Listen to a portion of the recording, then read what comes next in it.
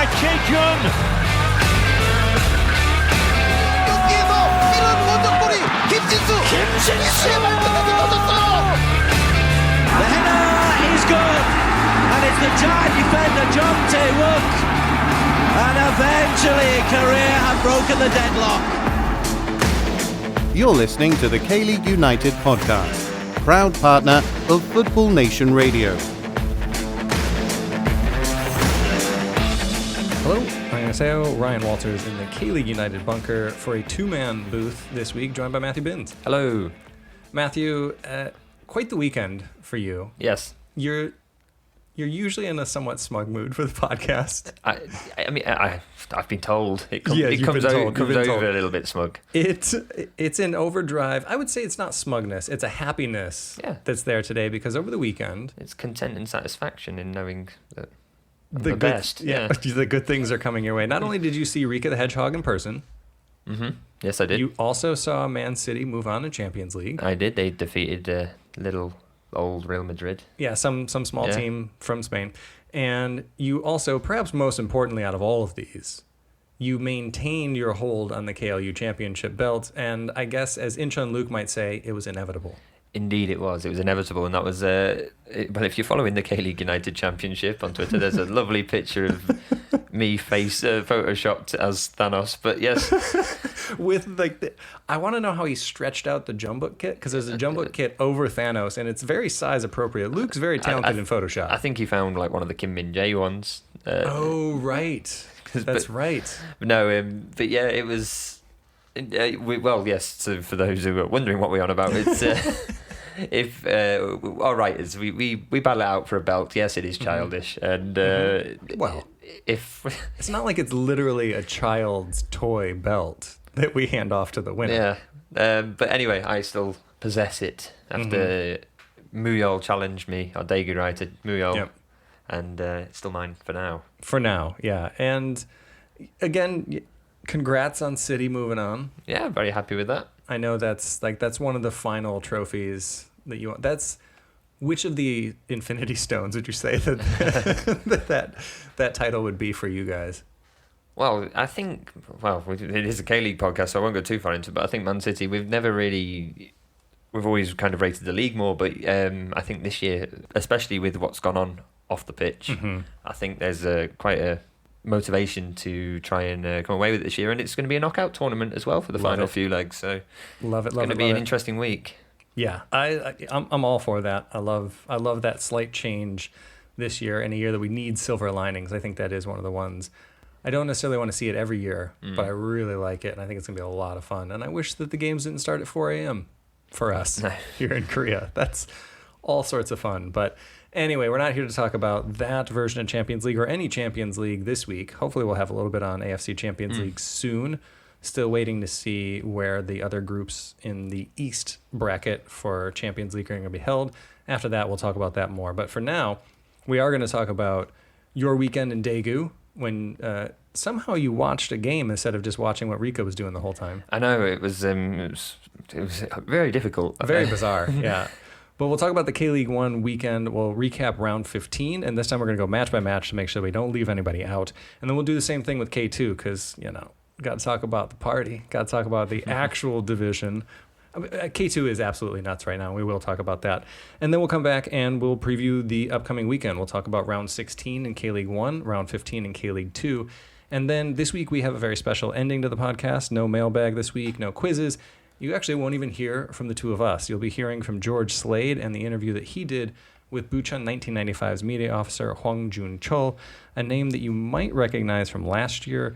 We had an interview with George and June last year talking about his experience being a media officer here and just kind of marketing K-League within Korea. But this year, we are going to be talking to him about a new book that he's got out. Yeah, that's right. He's got a new book. It's in Korean. It's called 오늘도 공은 굴러간다. All those lessons at Yonsei have paid off there. Took a run up there, but the title loosely translates across to "The ball is rolling again today." But he's going to explain a bit more what the title means. Yeah, and June has had a very fascinating career in football. He's been all over the place. And, well, I'll let him talk about that a little bit later. But that's what we'll be ending with this week. So all sorts of fun stuff to get into. And, yeah, we don't do it all that often, so I always like when we can recap the games. And let's just go ahead. Let's start with K1 because that's what the people want, I suppose. And let's start on Friday night. Yeah, yes. Friday night, FC Seoul won 2-0 over Gangwon FC. And this was a version of Seoul that I haven't seen in a long time. The win, I mentioned this on Twitter, but the win, back-to-back wins for Seoul was their first since June of 2019. Paul's mentioned this a lot on the podcast recently, that Seoul kind of stumbled into ACL last year, and they did, and I think that definitely proves it there. But manager Kim Ho-young trusted the kids, and boy, that worked. Yeah, definitely. Jung Han-min with the opener, and even Han Sung-kyu, he's not exactly old either, is Right. he? Played a young team, and they looked exciting. I don't rarely say that about Seoul, and usually it pains me to say it, but they just got a new lease of life in them, and maybe it also helped having the fans back as well. You know, we have talked about how teams are affected without a fan base, and Seoul are a team that usually have the highest attendances or up there at the end of the season every year, and maybe having no fans up until now has also been affecting them on the pitch. But they just looked completely different. I've talked a lot on the pod about that FA Cup loss to Pohang, and how, I mean, at the end of the match, before Pohang retook the lead, I just couldn't believe how lax they were. Or I should say when Seoul was only down 1 goal at the end of the game, rather. And they weren't even pressing the ball. They weren't even running up. They just did not care. And that was the moment that I knew that Chae Young-soo had to go. This past weekend, however, on Friday, they were all over the place. And it wasn't this blind aggression. Like, they were just up for it. And like you say, I think the fans being back does help. But, there's always going to be a new manager boost as well. But I think Kim Ho-young has done this really intelligently and has really shifted the sides. We've seen Young Han-bin come back in net. That's not to say that Yoo Sang-hoon isn't a talented keeper. He is, but you need to switch things up. And I think he understands that, and he has done that. And surprise, surprise, a 4-man back line with some new strikers up top. Oh, it's working out. How weird. Yeah, yeah. Like, you're using Park Chu-young off of the bench as a super sub, which is what he should be at this stage in his career. And, I mean, I still don't even think that he should have came into that game, to be honest, because Cho Young-uk was fantastic. The whole attack flowed through him almost the entire time, was great down the wing, held the ball up pretty well. His crossing needs a little bit of work, but I thought he had a fantastic match. And Han Sung-kyu, oh, man. Yeah. What a night. Well, it annoys me more because it shows he's on Jeonbuk's books, and Jeonbuk are loaning him out, and clearly, well, we already knew he was a talent because Jeonbuk bought him as the reigning young player of the year back at the start of 2019. So Jeonbuk have just loaned him out to Seoul, and Seoul have got a steal there, really. That's one talent I want to come back to Jeonbuk next season and try and show what he can do there. I think, this is another area where Kim Ho-young's getting it right, giving him those minutes, and Seoul might try to go in and just make this a full transfer if they can. If they were smart, they would. Yeah, you wouldn't blame them. But anyway, we got to move on because... Well, just before we do, we should really touch on Gangwon as well. I just think... Ooh, yeah. Yeah, let's talk about that real quick. Byung-Soo ball is not... I hate this because I love the way that they play. And we've talked about this so much this year. They've got to start getting results. They're not getting results. And I just don't know how they didn't have a transfer window. No, yeah. I don't know how they didn't have a transfer window. How do you not pick up some defensive help? How do you not get a more stable goalkeeper? I don't know what they were doing personnel-wise, but also they've won with the personnel that's there, and I think sometimes Kim Byung-soo can outsmart himself, and he's been doing that a lot this year. And cause for concern with Gangwon, for sure. Yep, second worst form in the third worst form in the league at present. Gangwon haven't won in the last 4, and they don't win away from home. They just don't win away from home at all. Yeah, concerning stuff for them, especially early on. It looked like they had the talent to do it, but I mean, and this has been pointed out on social as well. Is this Gangwon FC or is it Hankook-young FC? Yeah, because without him, they're a completely different team. But we do need to move on, but mercifully, the next one we're going to talk about finished 0-0, and that was Ulsan Hyundai hosting Suwon Samsung Blue Wings. So This one will be a slightly shorter recap there anyway. Yeah, also Junior scores when he wants, so clearly didn't want to He this just weekend. didn't want to, yeah. He wanted to give other people a chance. He did miss a free header late on, which I'm sure will, upset him a little bit. The main talking point from this, there was a penalty shout for Suwon that was turned down. It's a foul on Han Seok-hee. My initial thought was that it was a penalty. I'm still not 100% sold it wasn't, but ref went to VAR, overturned it. And the other talking point was the sending off from Kim Tae-hwan. I think his first yellow. So there's some discussion online whether he should have was a deserved red. He got 2 yellow card offences. I think the first yellow card was possibly a little bit soft, but the second one for me had to be because it was more not so much about the tackle, but the way he lashed out with his fist afterwards. And to be honest, that's a straight red. That would be a straight red. So, no real complaints there. But 0-0. Frustrating day at the office for Ulsan, but encouraging for Suwon. I was going to say, we talked about this before we came on. Like you were saying, like we say all the time, and I'm just not a fan of a 3-man backline for the most part. It does work for Daegu from time to time, but too many teams do it too often. It makes them too defensive, or it just pulls them apart too much with not enough communication. I think the latter is what we've been seeing with Suwon. They've been pulled apart a lot with the 3-man backline. They switched to a 4-man backline, and they just held a clean sheet against the league, arguably the best attack in the league. Yeah, and I think last week we talked a lot about newcomers to the league. But one person we've missed both times was Daniel Henry from Suwon. Now, True. I still wouldn't pick him for my newcomer of the year, but it's worth noting that he's got the most interceptions in the league, and he's heavily involved in other rankings as well. And he's clearly doing he's got a very busy job, certainly at Suwon. I can't, looking at Suwon's defensive record, maybe you can't say he's very good, but he looks good. He looks all right. He's had a few missteps every now and then. I was going to say, I think the thing is you have to watch them on the regular to see that because he shows up in highlight reels way too often. That's right, yeah. And he was burned quite a few times by JDT in Champions League.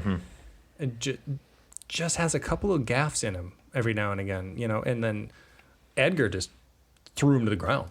Yeah. Against Daegu, just caught him wrong-footed. But, I mean, that's the thing. I do think Daniil Henry is a really good defender. And having seen him play in MLS and for the Canadian national team, I know he's got the talent.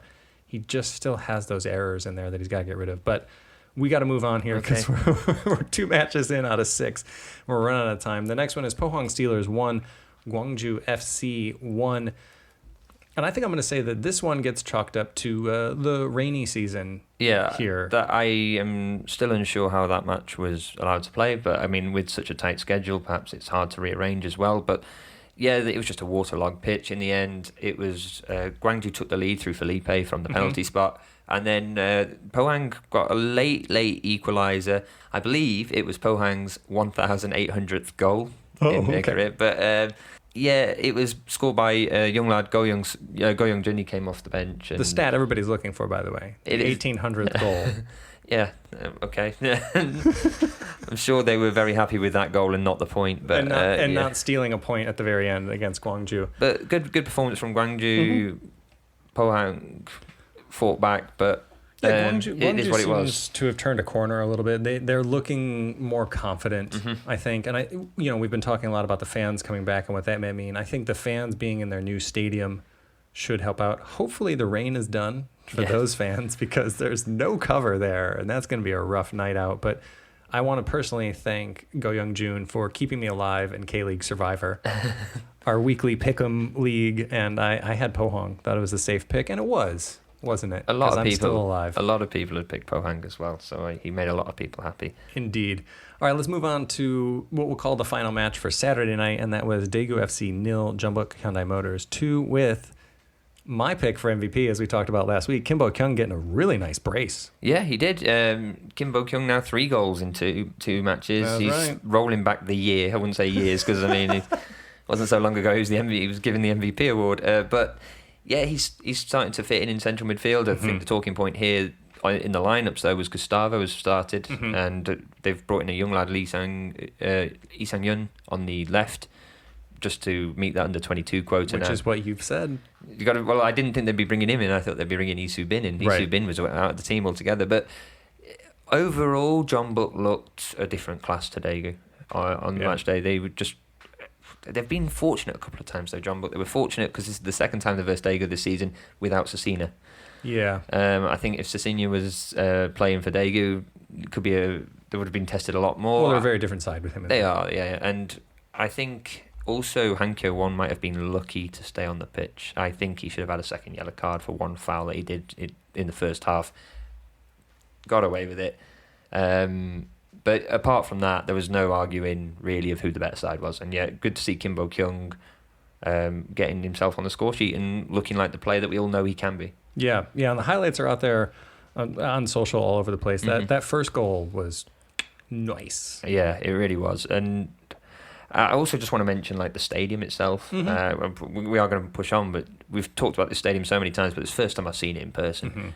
Absolutely fantastic, that stadium. It's the right size. You feel right on the pitch when you're on it, when you're sitting there. And outside the stadium, they have restaurants and various other facilities and things that are open in the week. They're also open till late, and there's just this atmosphere outside the ground. Yeah. And I can't rate the work they're doing highly enough at Daegu at the moment. Yeah, well, as we've said before, they're showing the way forward for citizen clubs. Can't say it enough. All right, let's move on to Sangju Sangmu 2, Busan iPark 0. This was the first of the Sunday matches that we'll cover there. This was the Moon Sun Min show. Yeah, we came off the bench, Yeah. and it was one of those highlight reels where you see that they include the substitute in the highlights, and Right. why are they doing that? Something's going to happen. Yeah. And oh boy, did it! Moon Sun Min, his first goal, he beat 1, 2, 3, 4 players. And nutmegged someone. Yes. It was... I hate the celebration.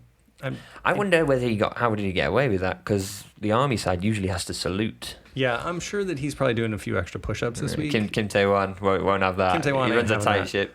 But I mean, it was a fantastic goal. It was one of those goals that shows why he's been in the national team, why there's been so much talk around him, why Jeonbuk were so much different without him.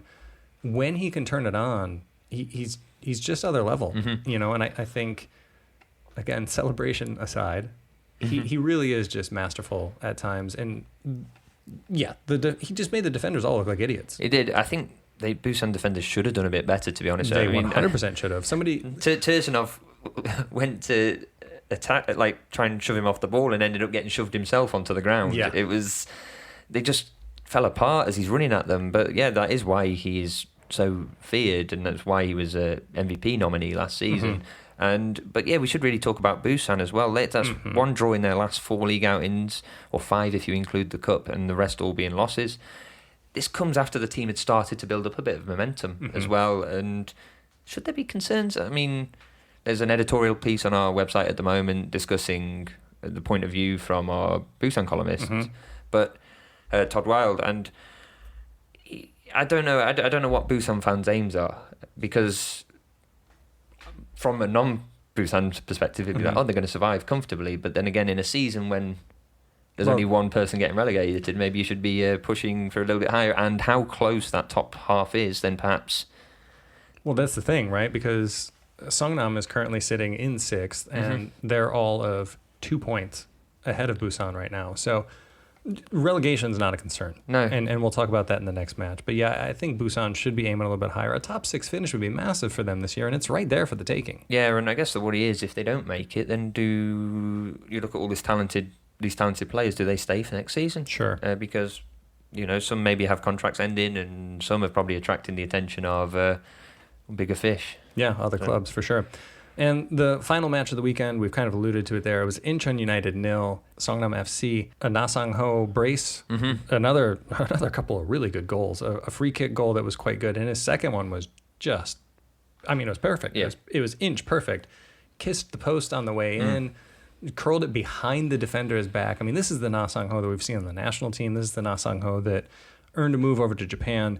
Nice to see him get going. Yeah. And I think we talked about it a lot, that he was one of the best signings of the summer, so it's nice to see that coming off. And this shows how close things are in K1 right now. We always talk about K2.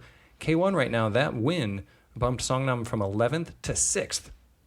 Yeah, it's so tight down there at the moment, and it's impressive. Songnam, It's insane. what somebody stupidly said they're going to finish 12th, and they're now in the top half of the They were one place away from it going into the weekend, and now they're up into the top half of the table. Mm-hmm. And we'll see if he can get going, if Na Sang-ho can get going, and Songnam can have an attack. Boy, that's a very different team, because they were just listless for such a long time. No idea what to do up there. If he can get going, then that frees up space, you would assume, for Kiss and other people to kind of get going. So we'll see there. On the other side of it, oh, man. It's not looking good for Incheon, is it? Incheon's, you have to get points out of that game. It's the team right above you in the table. Yeah. You can't afford to lose that game. And look, set piece goals, that's going to happen. Especially with somebody like Na Sang-ho hitting them in. That's going to happen, but you have to be able to do something at the other end of the pitch. And they're 9 points adrift right now behind Suwon currently. Suwon is currently down into 11th. And, a win for Suwon could see them up into 6th next weekend. So, that's where we are from 6th to 11th right now. But there's just such a massive drop-off down to Incheon, and they're running out of time. Yeah, they really are. Just a quick point as well. I think actually Songnam were 9th going into last week's game, but they were on similar points with 10th and 11th. But it, as you said, it shows how tight it is. I mean, in a league that's decided by goals scored, not goal difference, 2 extra goals at the weekend, that's going to serve them massively as the season progresses. Yeah. I think they were down there the week before. I don't know. It changes so much. It changes very quickly. So, but I mean, either way, I think in form, that's a team that had been struggling. They had 1 win in 4 coming into it. And yeah, Incheon, I don't know, man. I can't say it publicly because I won't doubt them this year, but it's, well, maybe Jeonbuk will have a few more matches up here in the capital area next year for me. But that's what happened in K-League 1. And speaking of Jeonbuk, we are going to take a quick break and we'll come back and talk about K-League 2 round 14. We'll be right back. FNR is a revolutionary football-dedicated digital platform, the first of its kind in Australia. It provides a 24/7 live online radio platform experience, podcast hub, and acts as a content provider for TV, radio, and digital.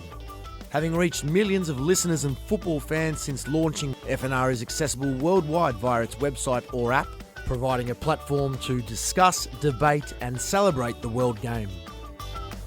We are your voice of football, FNR Football Nation Radio. Welcome back to the K-League United podcast. I'm your host, Ryan Walters, joined in the studio by Matthew Binns. Hello.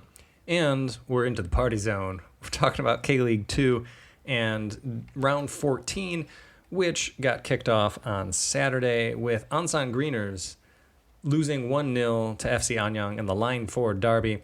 Out there on YouTube right now, the Ansan foreign supporters put out a video about the experience of going to one of these games with COVID-19. This is something that we've done this from the media end of things, but it's interesting to see the fan experience and to see what it's like being in the stands, because I know obviously this is kind of a rarity in the world right now. So interesting perspective there. Unfortunately, they did not see their team win that day, though. No, they didn't. It was Kim Kyung-min for Anyang to give the visitors victory in the Line 4 derby. And I think this is for Ansan.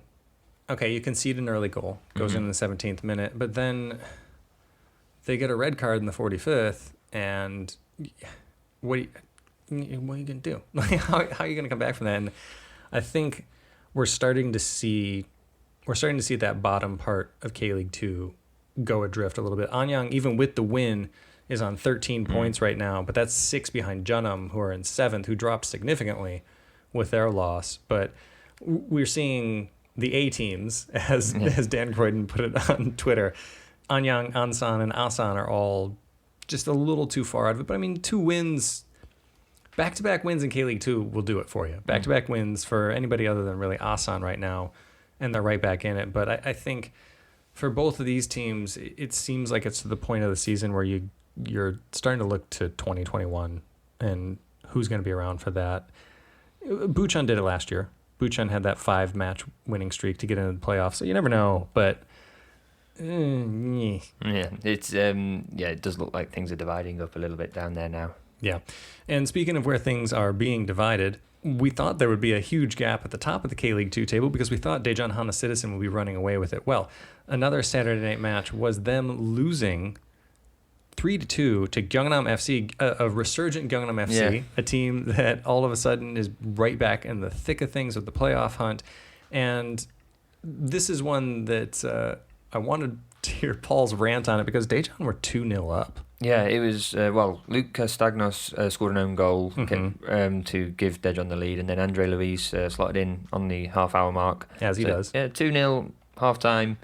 It was a waterlogged pitch, again, it should be mentioned. Yes. Pitch probably didn't help, but then again, Daejeon still scored 2 goals, so, you know... That's got to be enough. Yeah, and we've been talking about, in recent weeks, how Gyeongnam have been struggling, how they've been underperformers, as we were talking about in recent podcast, and...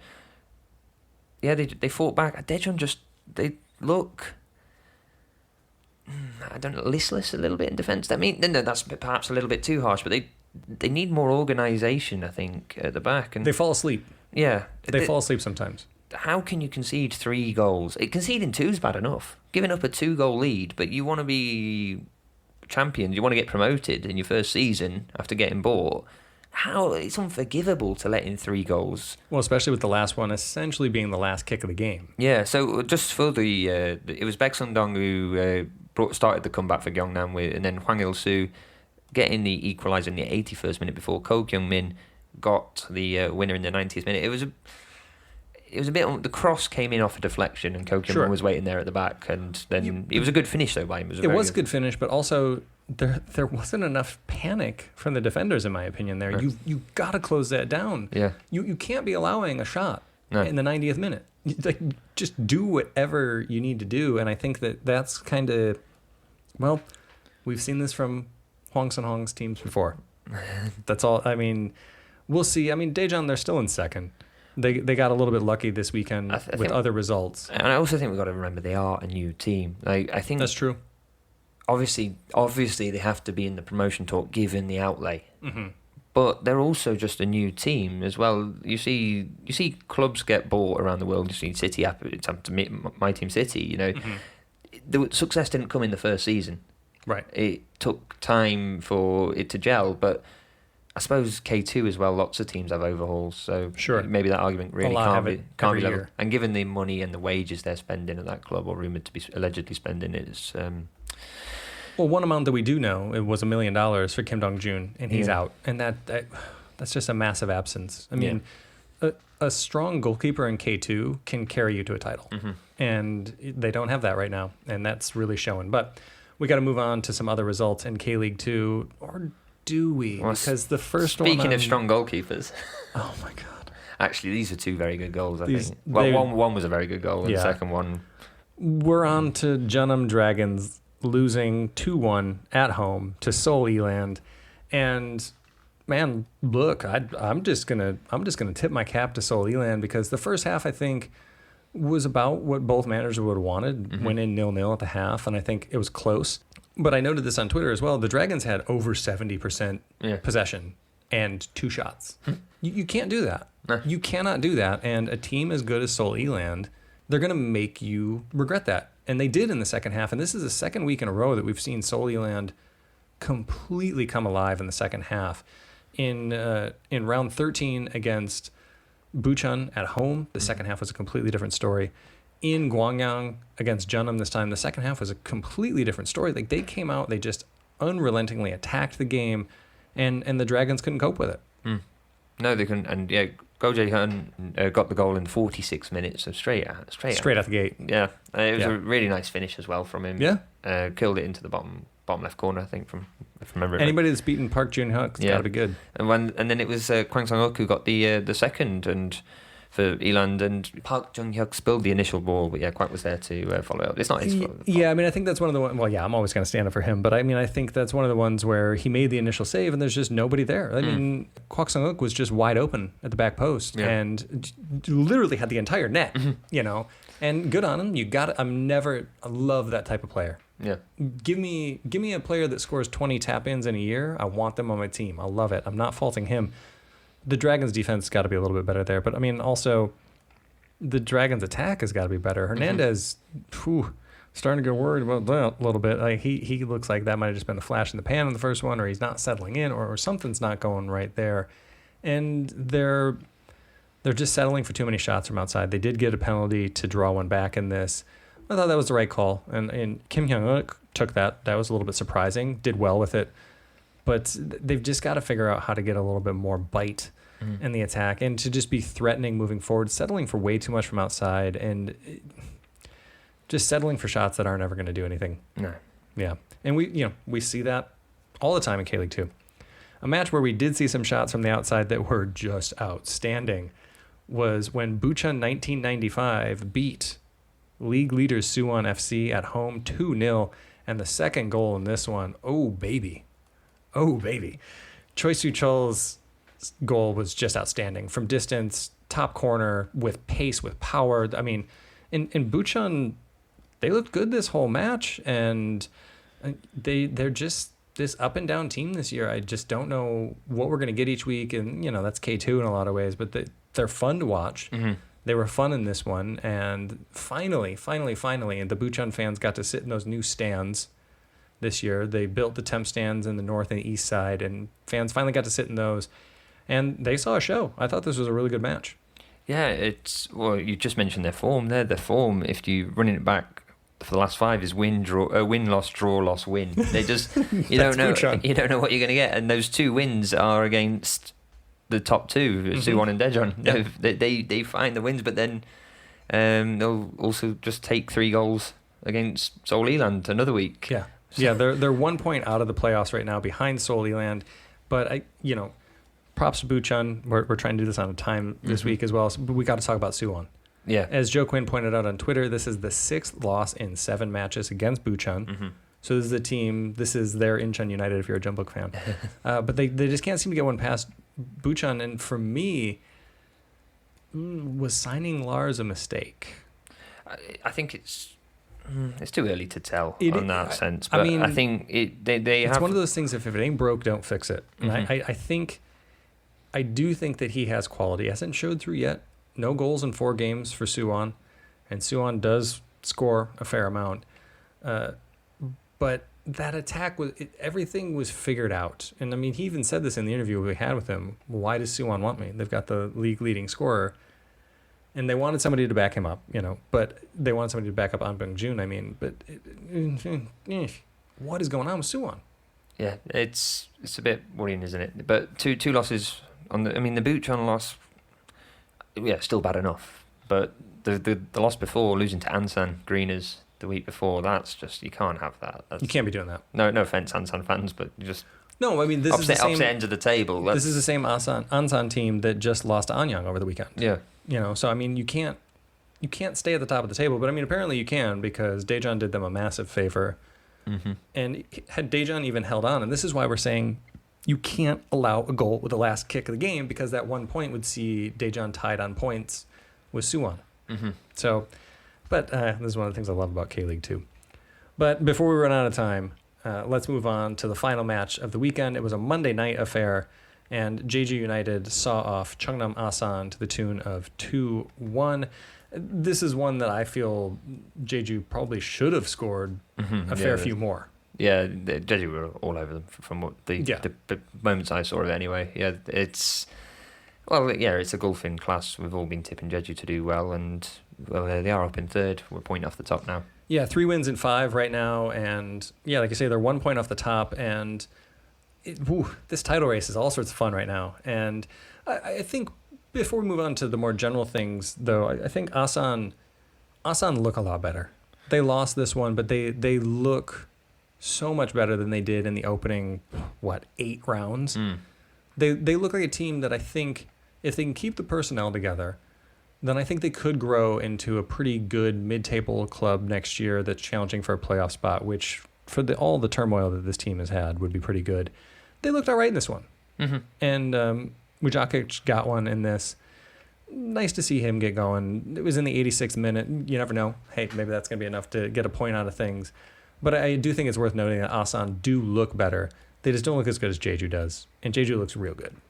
Yeah, they do. I think Jeju. Well, we've tipped them for title contenders, and they may still well take it at this rate. If Suwon's collapse is more than just 2 games, so yeah, they could get up there, and well, there are some important matches coming up for them in the next round, which we will be talking about after we take a quick break. We're going to come back and talk about K-League 1, and then we will get into K-League 2 after that, but we'll be right back.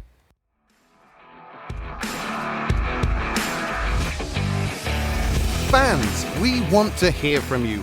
You're encouraged to email KLU at info@kleagueunited.com or tweet at K-League United with any questions, comments or reactions.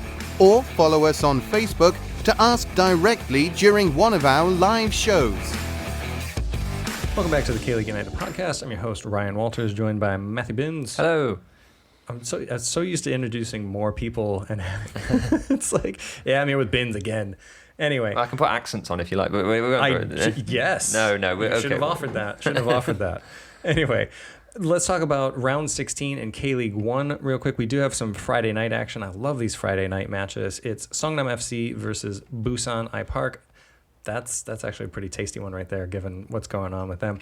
And Saturday we have, well, speaking of tasty, we got the East Coast Derby with Ulsan hosting Pohang, with fans in the stands for that one at 25% as well. We haven't mentioned that yet. 25% capacity this weekend, which is going to be huge at the Munsu and all of these other World Cup stadiums. 25% capacity is pretty much good enough at this point, if we're being honest about it. And Ulsan's going to want some revenge in that, but we'll talk about that one. Also happening on Saturday at the same time, all these matches kick off at 7 o'clock local. FC Seoul is hosting Sangju Sangmu. Suwon Blue Wings are hosting Jeonbuk Hyundai Motors. And then Sunday, things are going to wrap up again, 7 o'clock kickoffs for Daegu FC hosting Incheon United and Gwangju FC versus Gangwon FC. So, Matthew, of those matches, which one are you highlighting for this weekend? Normally you'd want to.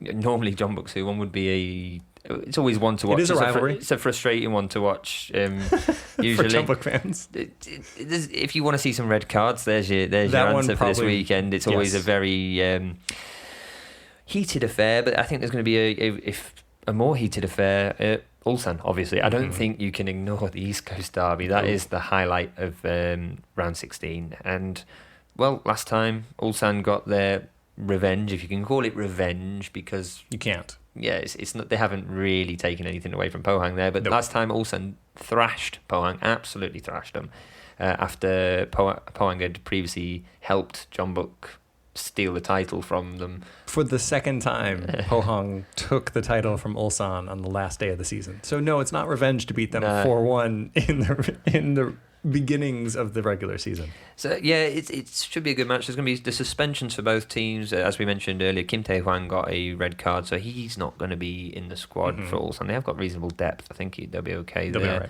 And Manuel Palacios is still suspended after getting a straight red at Jeonbuk. So they'll be missing him. I think Palacevic is looking to be coming back, though, for Pohang. He's been on the bench a few times, and I think that we'll expect it to see him. I think throw in Namjoon in Palacios' usual spot, and you're fine. Yeah. So that's definitely one to watch if you're looking for K-League action. And I believe that's being broadcast worldwide in the countries that have the coverage. Yeah, which there are too many to mention here. We'll put that out. That's always in the league-wide rundown on kleague.com. That at the end there it says where to watch, and those are all there. And that should be a fun one. These teams do not like each other. No. I think for the longest time we talked about the super match, and that's where a lot of things were. But with Ulsan's revival as a title challenger and Pohang challenging for ACL spots, this rivalry is starting to get the spotlight that it deserves. These are two teams that are a lot of fun on their day, and I'm really looking forward to that one. I think it's going to be really fun. A match that I'm going to highlight that a few weeks ago I didn't necessarily think I would. I want to see what FC Seoul can do against Sangju Sangmu. Sangju is a really good team this year. Their form's a little bit up and down right now, and I think that this is a really good test for Seoul. I think last weekend, Gangwon is going to Gangwon. You know, as I'm always saying, like they've got that in them to just lose 2-0 to Seoul. So I want to see, can FC Seoul trust the kids again? Can they put in that kind of a performance again?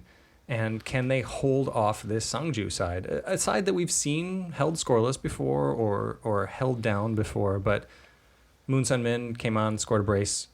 They've got Oh Se-hoon. They just have so many weapons. And I think this is a really big test for FC Seoul. And they're currently sitting in 8th, but they're only 1 point off of the top half of the table right now. And if they were able to scrounge into the top half of the table after the season that they've had, disappointing on paper, yes, but that would still be absolutely massive for FC Seoul. And as we've said before, depending on what happens in the FA Cup and the fact that Sangju Sangmu is automatically relegated, Sangju's currently in 3rd, which is usually an ACL spot, we could be looking at 4th and maybe even 5th being an ACL spot this year. So absolutely massive for FC Seoul. And just from a curiosity standpoint, I'm just curious to see what they can do against a team as talented as Sangju at home. Yeah, it's the right test, I think, at the right time in this Seoul revival. So, as you said, they've had 2 matches which they've played well, but Sangju's just that next level. It'd be worse, I think, if Jeonbuk was coming to town or if Ulsan were coming to town. It could really crush the confidence here. But get a win against Sangju, that's a big win. And then you got 3 in a row wins. And I don't remember the last time they did that. Yeah. I think early last summer. Also, I just have to mention, I mentioned this at the beginning, but Songnam FC hosting Busan. I'm really curious about that one to see how that goes, because Songnam have 2 wins in 4. Maybe they're looking a little bit better. I think Busan should give them a test. And like we were saying, if Busan wants something out of this season, this is the kind of match that they need to win. This is a team that's in the top half that they're facing, the Magpies, and a win would see them leapfrog Songnam. It might not be enough to get them into the top 6, depending on results elsewhere, but they would at least be moving above competition that's above them in the table right now, and they could end their losing streak. They're on a 3-match losing streak right now. So, I mean, basically, almost every single match this weekend, I think, is one, because Gwangju and Gangwon, there could be goals galore in that one. Daegu against Incheon, I think there will be goals for one side in that one. Yeah. And I'm hoping to take that one in person. You got to go see the stadium last weekend. I'm hoping to see that one. So, I think there are things all across the board to watch in K-League 1. But let's move on to K-League 2, round 15 coming up this weekend. That will kick off on Saturday. Staggered start times for this one. 7 p.m. sees Ansan Greeners hosting Jeonnam Dragons. That'll finish, I think, 18-0 to Jeonnam. That's what I'm predicting there. Anyway, FC Anyang, fresh off their win, host Bucheon 1995. And that is an 8 o'clock kickoff locally on Sunday, 6:30. I kind of like that start time, actually. Gangnam FC will be hosting Cheongnam Asan. And at 8 o'clock, Suwon FC hosts Jeju United. Massive match there. And Monday Night Football, love it. Another really fun one. Daejeon Hana Citizen versus Seoul E-Land. Matthew, which match are you going to be picking for that weekend? Well, I think fans might quite enjoy the Anyang Bucheon one, because that's always a bit of a heated rivalry, but that's not the one I'm going to choose. But fans are back in the stadium, and it's a bit of a derby. So, yeah, Anyang Bucheon would be one to take in this Saturday if you're looking for something to see. But I think, obviously, for me, the match of the round, I'm actually going to say it's Daejeon versus Seoul E-Land. Yeah, absolutely. I think we've seen Daejeon have a bit of a wobble recently, and we've seen Seoul E-Land find form. We never know with it. You never know with Seoul. They'll win 3-0 one week and they'll lose the next. But they've looked good these last 2 games, and Daejeon seem to be there for the taking right at the moment. And Seoul E-Land are in 4th as well. They're in the playoffs. Beat Daejeon, they cement themselves for a little bit longer in there.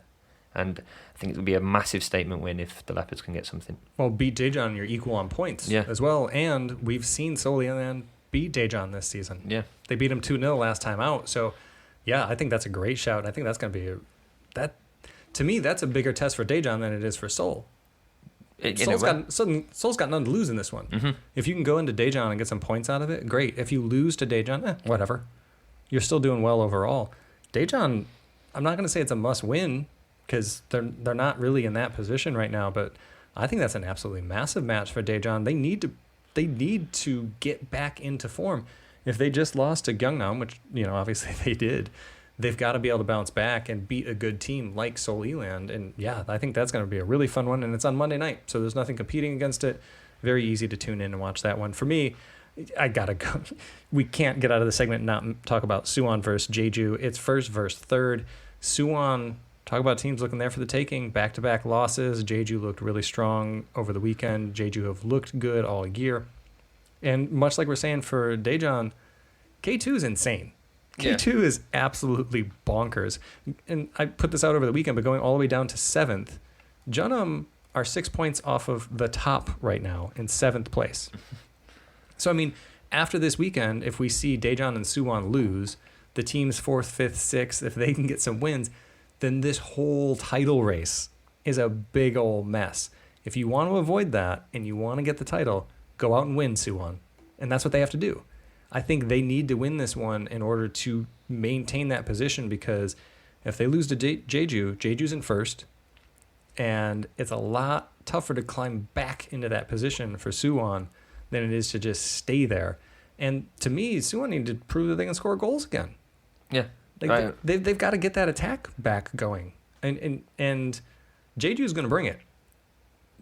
And Jeju has a strong defense as well. So I think that's going to be, those are some really, really fun, really interesting matches in K-League 2 that could have title implications, because, you know, we're sitting here talking about all these other teams.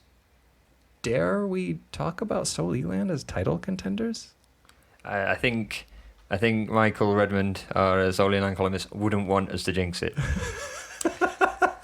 I think we'd have lots of. I'm not Dan Croydon. Dan Croydon is not allowed to touch anything K-League 2 because he just breaks everything K-League 2 that he touches. But I mean, look, if Seoul E-Land win, they could be as high as second. Yeah, they could be. It's fun times in Jamshid at the moment. And this is the true beauty of K-League 2, because again, all the way down to Jeonbuk on 19 points right now. If they win, got to say they're in the title hunt at the moment. You know, I mean, K-League 2 is always nuts. I mean, it's also worth saying as well, like, this weekend could really benefit Gyeongnam. If Suwon, Jeju, Daejeon and Seoul draw, Gyeongnam have got Cheongdam Asan at home. Gyeongnam win, and then suddenly they're back in it. They're back in the playoffs. And you assume that's what's going to happen, but because it's K-League 2 and we've seen Ansan beat Suwon, you never know what's going to happen. Maybe Asan gets that win over Gyeongnam. But, I mean, yeah, I love following the second division because it's all over the place. And that's what we got coming up this weekend there. And, love it. Anyway, we're going to hop out of here. The two of us are going to get out of here. And on the other side of the break, we have George Slade's interview with Bucheon 1995's media officer Hwang Jun-cheol regarding his new book and his experience in marketing the game across the globe. And when I say across the globe, Jun has had a very interesting career. He's talking about the differences and similarities between Europe and here in Korea. And this is a journey that's seen him go from Aston Villa to Ghazal Golf Club in the UAE, all the way back here to Bucheon 1995. So a fascinating journey, 10 years experience doing this. And that's what he's talking about with George Slade on the other side of the break. And, well, we'll see you next week. Thanks for listening.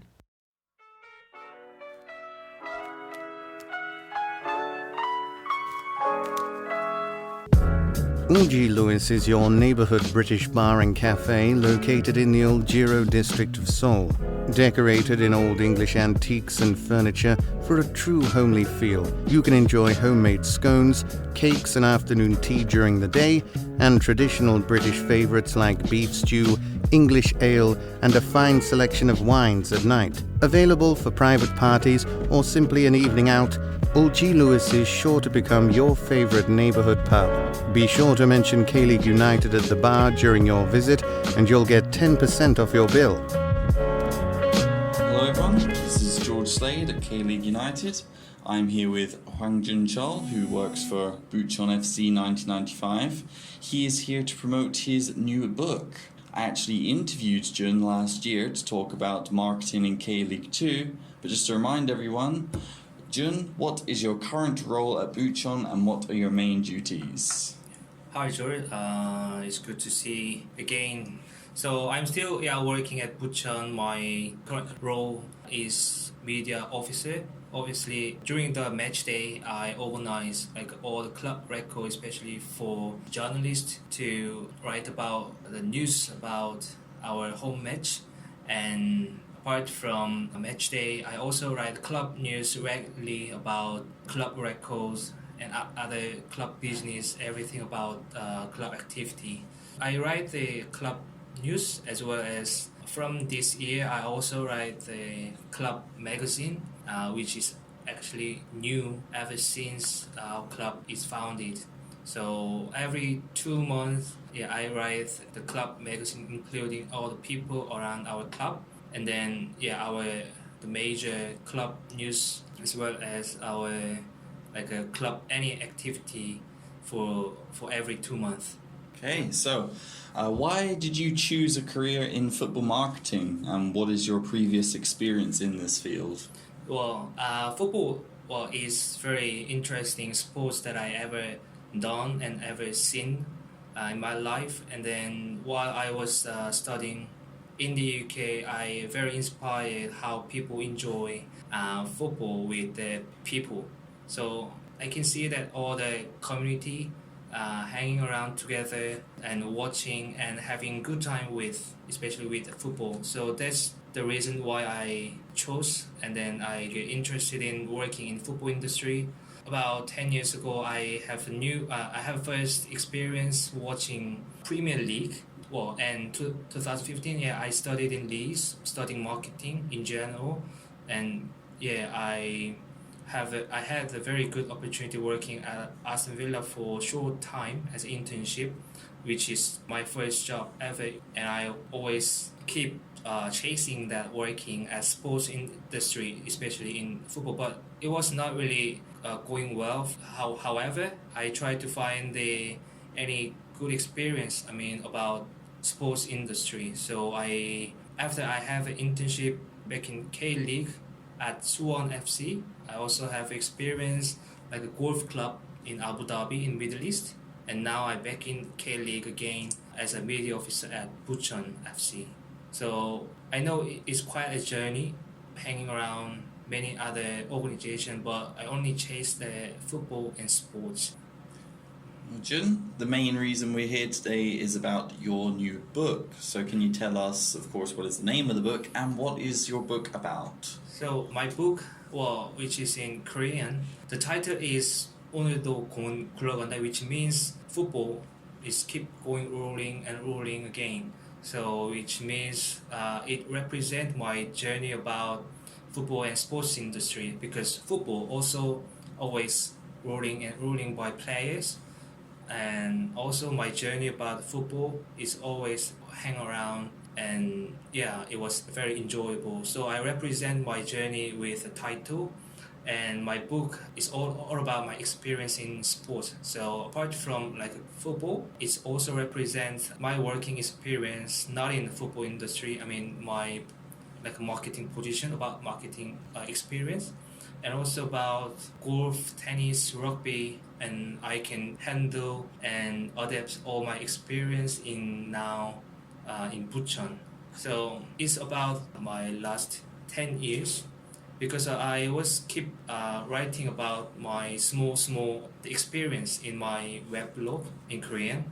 So yeah, I come up with all the things about my journey, and then I make the book. For me, is very memorable thing, because the thing that I record in website and in blog, which make it to the handbook, pocket-sized book, which is very for me, it's small but a very memorable book. So, whenever I read the book again, I looking back my days in that time and back in study or working experience. So, I can also inspire any idea from my past. And why did you feel like the need to write this book? Was there something that inspired you, or was there a particular goal with this book? The first that I start writing in my web blog is just to learn how to write. So because I studied journalism and mass communication, so only thing that I practice is to write. So that time, I only focus on writing something in Korean about my interest, which is about football. And it's been like nearly 8 or 9 years since I managed my web blog, and then a few months ago that I think it would be nice to make the book, because I know it's already collected from my blog, but it's also kind of my wish list to have a self-publishing book by myself, which is a rare experience compared to other people. So that, I'm not like showing off that my experience, but only thing that how I live, how I experienced. So I know that many football players or any other people who have a motivation and they have their own like autography or something. So I know my book is not very featured about specific experience, but it's only featured my life for the last 10 years. So that's why I feel that maybe it's good to have my own book, and then it is very good to present to someone who I know. My parents especially, they really want me to do something else apart from football industry, but well, I keep chasing my career and dream working at football industry. So which is I want to share how I experienced to my parents especially. Apart from my parents, also my old friends and professor, teachers who I know for my whole life. So I haven't actually keep in touch with them for a long time, but well, with this book, maybe I can share how I lived for the last few years. So it's for people around me and for me. So. And those readers, are there any lessons you want people to learn, or are there any feelings you want to create with this book? Many people in Korea, they want to have a stable job, especially after graduate from university or high school, and it's very neat to settle down one day and then just get by themselves for life, and then which is kind of criteria that people have in Korea, but unluckily I was not like that.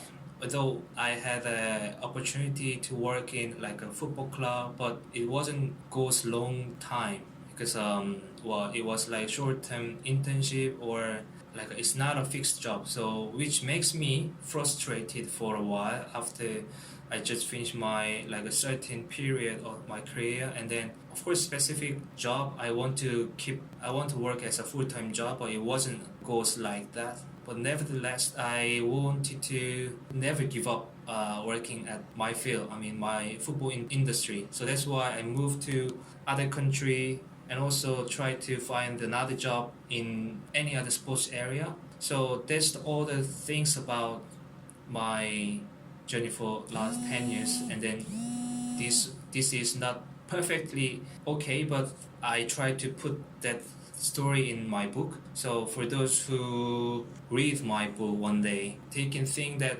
maybe there is a person who can have a experience like around the world or around the other work environment. So I want them, maybe for those who read my book, to the thing that maybe although it is not a fixed job, maybe people can also find another opportunity after opportunity. How long did it take you to write the book? Can you describe the writing process?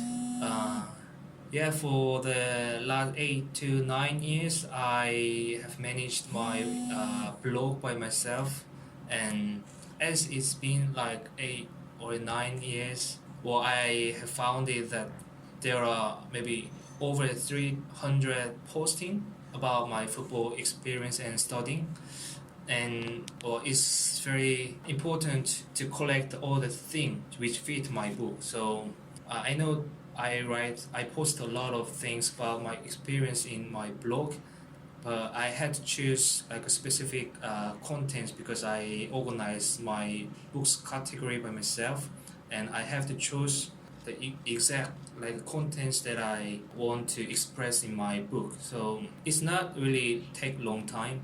I just made a category like living in the UK, living in Abu Dhabi, working at football clubs, and then I just select what post about. Then I started organize like books as a file.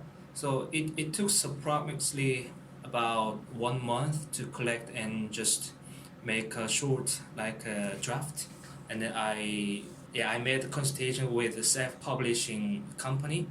So it's been like 2 months. I truly put my effort on to make this book. What are your future career goals? Would you like to stay in football marketing or change, such as toward writing professionally?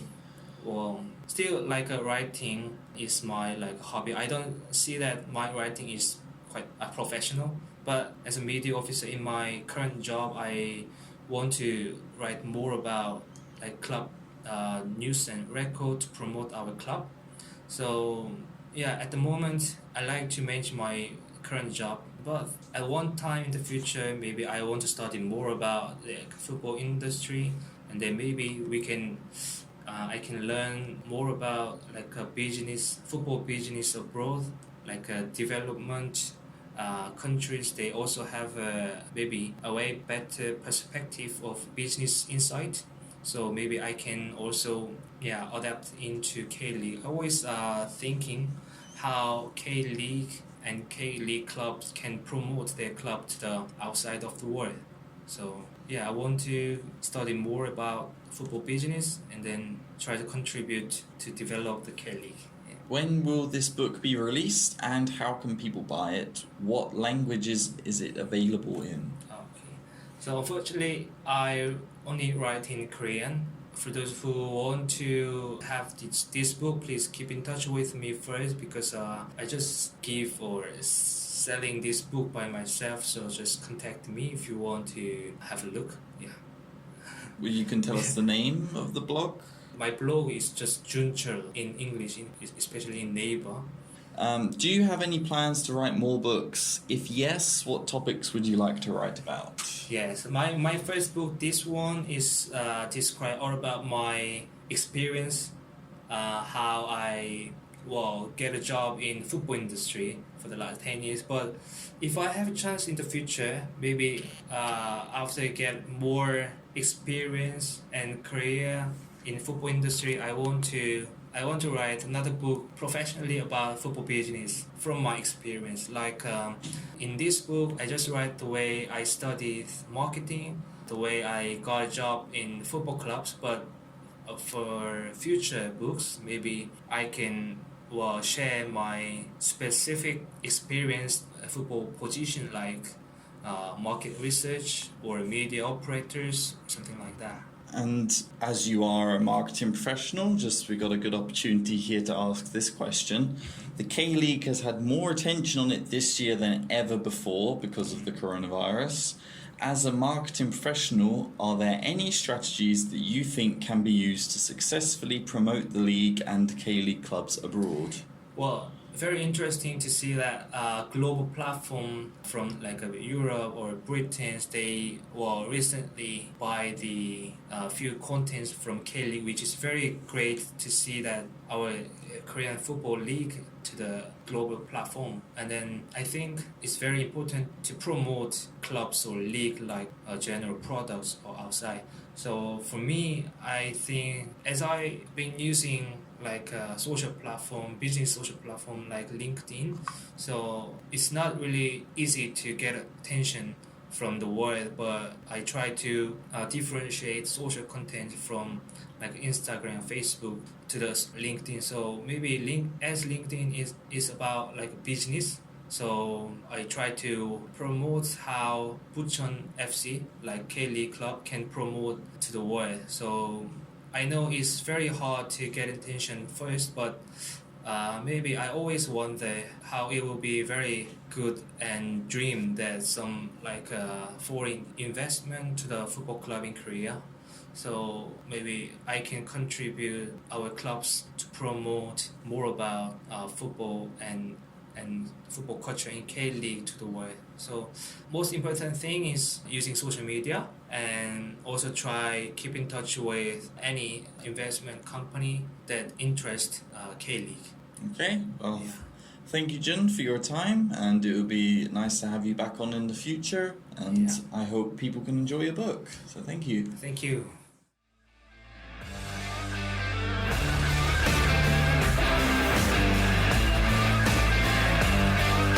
전주성 공격 폭격기